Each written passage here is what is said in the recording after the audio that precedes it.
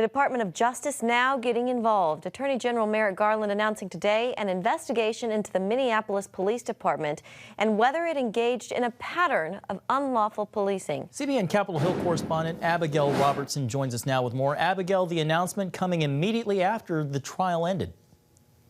That's right, John. And this new investigation will go beyond the death of George Floyd and examine whether or not the police department has routinely engaged in excessive force and discriminatory behavior. Change cannot wait. As part of this pattern or practice probe, the department will interview officers and members of the community about the police force. Yesterday's verdict in the state criminal trial does not address potentially systemic policing issues in Minneapolis. News of the probe came as Derek Chauvin began his first full day in state prison after the guilty verdicts. We, the jury, in the above entitled matter as to count 1, unintentional second-degree murder while committing a felony, find the defendant guilty. After 11 long months, Floyd's family celebrated justice. I'm gonna put up a fight every day because I'm not just fighting for George anymore. I'm fighting for everybody around this world. Today, we are able to breathe again. In March, Floyd's family reached a historic $27 million settlement with the city.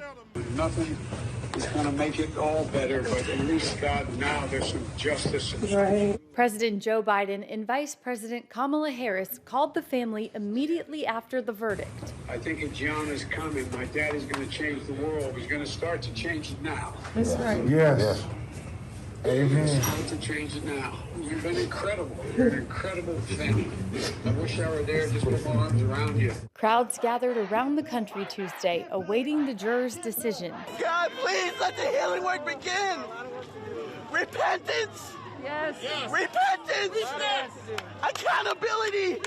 And healing. Minnesota faith leaders celebrated the news. This is definitely the verdict we were hoping for and needed to have, because, you know, even yet this week, we will be having the funeral services for Dante Wright here in Minneapolis. Chauvin will be sentenced in about 8 weeks and faces up to 40 years in prison.